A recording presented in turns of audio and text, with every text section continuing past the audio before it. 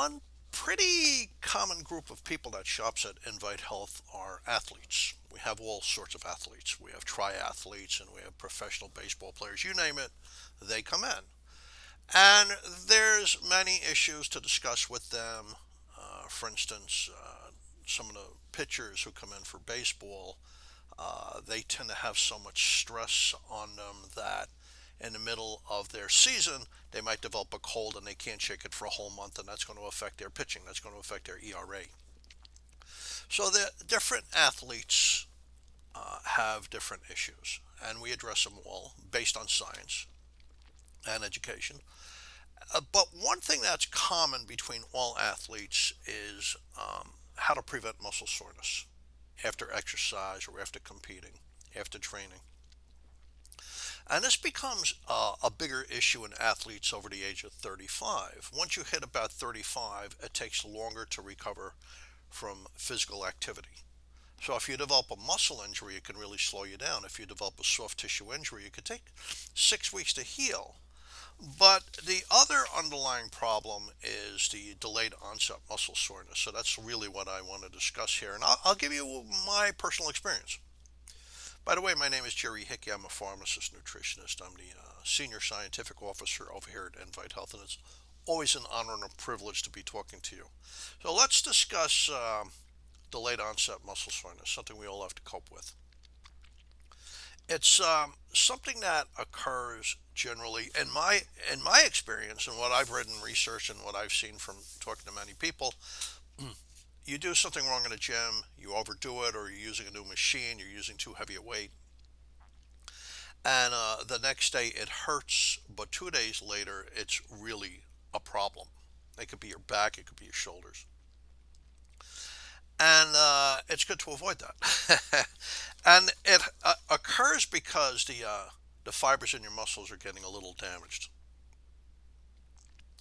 So I love to exercise. I love to go to the gym. I love to go to Gold's Gym by my house. Now, for a while, I had been lifting light weights, and I decided to join Gold's Gym last October and really get fit. And I went in and I was very cautious because I tend to be too aggressive when I exercise, and I always wind up hurting myself. And that kind of sets you back because then you can't exercise for a week. So I was going to Gold's Gym, and I had the trainers run me through the machines, and I picked out like several machines. There were 7 or 8 machines I was using, besides warming up and all that, besides going on the bike and all that. So first of all, I warmed up, and that's important. Some people do static stretches, and that's really not the way to go before you exercise or before you play a sport. Static stretching is like extending your arm or your back or something as far as you can and holding it in that position for a long time. That's fine and dandy after the exercise, but that's not the kind of thing to do before you exercise. Before you exercise, you do dynamic stretching. That's like you're moving, you're stretching, but you're moving your muscles. For instance, you're waving your arms in a circle. That's great because that gets the blood to your muscles. That improves your flexibility. So your muscles are warmed up. And then after I do that kind of dynamic stretching, then I get my real warm up. So I go on the bike for 20 minutes or 30 minutes. Then I lift the weights. But I'm very cautious about lifting the weights. I start kind of below a little bit what I feel I can handle.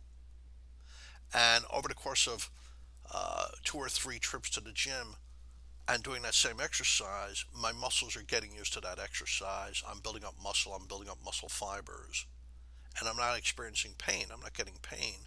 And then I increase the weights. And that really makes a big difference.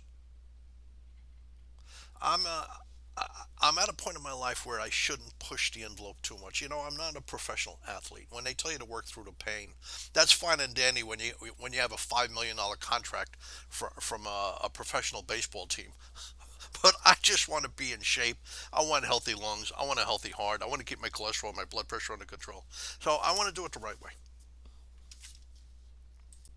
So, welcome to How to Prevent Muscle Soreness. That's the name of this episode.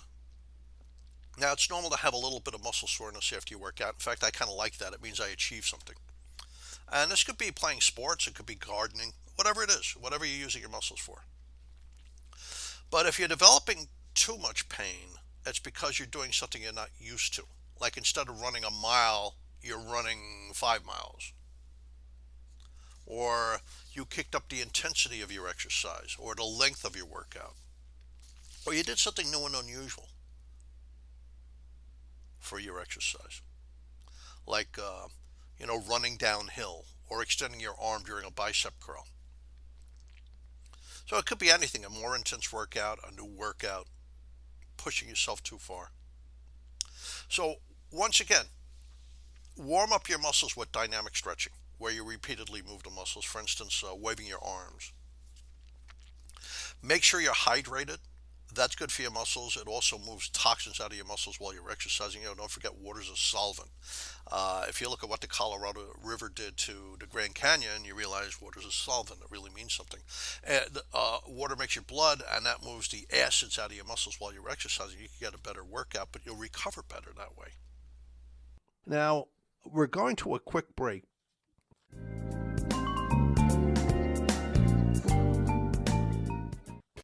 This podcast is brought to you by InviteHealth.com. For over 20 years, Invite Health has provided premium quality supplements and expert advice you can trust. Now, first-time customers can enjoy an exclusive offer. Visit invitehealth.com/podcast or click the link in this episode description. That's invitehealth.com/podcast for your exclusive offer on Invite Health products. Invite Health offers the resources you need to make important decisions about your health. Chat live with degreed healthcare professionals, get product information, and find retail locations near you at invitehealth.com. You can also learn about our new genetic testing program and our exclusive Invite Fitness Wellness program. Follow Invite Health on Facebook, Twitter, and Instagram, and be sure to subscribe to our podcast today. Now back to our episode. Welcome back to the podcast. Now, if you do get injured, don't hesitate to use ice for 15 to 20 minutes. Don't go over 22 minutes because then it becomes negative. So you don't use ice ever before a workout. You can use it after a workout. And also a hot bath with Epsom salts. That really can help. I had pharmacies in Manhattan for many years. I sold a lot of Epsom salts. It's magnesium sulfate, so it's electrolytes. And the electrolytes move in and out of your cells and your muscles and in your skin, and it's very relaxing for your muscles. Now, protein can help. If you take protein right after a workout, that's the best time to take the protein as far as, accretion of nitrogen into the muscle, as far as building muscle. Because your muscle fibers open up during a workout. So that's the best time to take your creatine. That's the best time to take your protein, like your whey protein, which is a good one. Whey protein is good because it has all 8 essential amino acids. It has a lot of the branch chain amino acids. It's a good protein to take. But the military actually did a study. I think it was the Marines. They found that if you took a protein supplement, it helped after intense exercise. It helped to reduce the muscle pain. And once again, it's nourishing the muscles. What's happening when you do the intense workout, you're damaging the muscle fibers, and that's where the pain's coming from. You might want to try a calcium and vitamin D supplement after you work out also. For instance, we have this bone powder that's fantastic. It has calcium, vitamin D, magnesium, a lot of things that'll relax your muscles. One of the reasons why you get muscle spasms after a workout is you pumped all the calcium and vitamin D out of your muscles. So if you could get it back in there by supplying calcium and vitamin D, let's say in a powder, after the workout, that can make a difference. That can really make a difference. Also, make sure you do a cool down. Generally, with a cool down, I'll get back on the bike for 5 minutes. Let my breathing get back to normal. Let my heart rate get back to normal. My pulse rate, and then I do the more static stretching. At Gold's Gym, the place I like, it's over in East Northport. They have these machines that you stretch on that are fantastic. But now I'd like to discuss a couple of things I actually use even with professional athletes. I use curcumin. Now, curcumin is kind of like a misnomer. There's a plant called turmeric. That's the plant that gives curry its characteristic flavor and color and odor. And I happen to love turmeric. But turmeric is very poorly absorbed. For instance, there was a study from Massey University School of Sports and Exercise, that's over in New Zealand. Published study, it's in a medical journal. And when they gave men who were exercising curcumin, they had to give them a teaspoon of it. They gave them a whole teaspoon. But that, they gave it for 2 days before this really intense exercise and for 3 days after the intense exercise. And it really was preventing muscle pain, post-exercise muscle pain. It really was preventing muscle damage, like markers in the blood, like creatine kinase that you would see elevated when there's tissue damage, did not get as elevated when they gave them the curcumin. And the thing is, they replicated that. They did the test a second time. They found the same thing. The people that previously were on placebo were now on the curcumin. They had the same results. The people on the placebo had no result. But we prefer a very well absorbed curcumin. Now, turmeric is the plant. Curcumin is actually just one of the ingredients. You actually need the entire plant to get good activity, but they have to make it so it's absorbed better. So we use a product called BCM95. The trade name is biocurcumin. That's what we call it, biocurcumin. And this is super well absorbed turmeric, including a high concentration of curcumin. But curcumin doesn't work as well on its own. It works better when it has the other ingredients from the turmeric in it. That's why we chose this product. Plus, it has so many human clinical trials. I mean, for arthritic pain, for back pain, but there's a lot of studies using it for muscle pain. So here's the European Review for Medical and Pharmacological Sciences. And I love this study because it's rugby players with chronic muscle pain. Now, if you've ever watched rugby, it's basically a whole game based on fumbling the football. It is so much fun. It's all these big tough guys, and they try to grab a guy and tackle him and have him fumble the ball. It's just so much fun to watch. But these are very big, powerful men running into each other at full speed, basically, and tackling each other consistently throughout the game. And a lot of them develop chronic injuries. So they gave them a well absorbed curcumin versus NSAIDs, drugs like Advil, Aleve, Celebrex. And the curcumin worked as well for the muscle pain and the injuries as the drugs, except it didn't have the side effects. So when they used our biocurcumin, they did a study in athletes who ran a strenuous downhill race, not something they commonly do. And they gave them the biocurcumin starting 2 days before the race, the day of the race, and for 2 days after. And it strongly reduced the number of thigh muscle pains and injuries. And once again, when they looked at their blood, signs of tissue damage and inflammation were way down, the creatine kinase.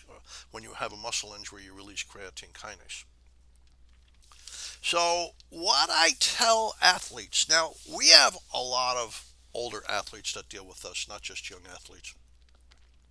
And we have a lot of former professional dancers that are now dance instructors. And it's very common for them to have arthritis in the knee. It's very common for them to wake up with lower back pain, and it's very common for them to develop muscle pain. This is what I use for them. I give them the biocurcumin. We have it with frankincense, which helps the biocurcumin work better. It's another herb. But this is frankincense that's been used in human clinical trials, and this is curcumin that's been used in human clinical trials that have been published in medical journals.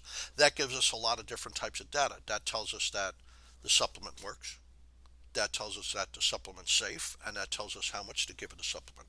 So people who are very physically active, that are older, that are developing muscle damage and arthritis and back pain, etc., I give them 2 capsules twice a day with breakfast and dinner. This improves the absorption of it, and it really does quite well for them. I probably have about 150 letters from clients on the biocurcumin 5-loxin. Half of them are for arthritic knees and hips, but pretty much the other half are all over the board. I mean, it could be arthritic thumbs, it could be arthritic necks, it could be lower back pain. A lot of them with musculoskeletal pain and pain from arthritis. Excuse me, pain from exercise. The stuff really works and it's really safe. In fact, I take it daily for a different reason. It's very good for the aging brain. I've already did an episode on that. You might want to look it up. Curcumin for the aging brain. Okay, thank you for listening. Have a good day, everybody.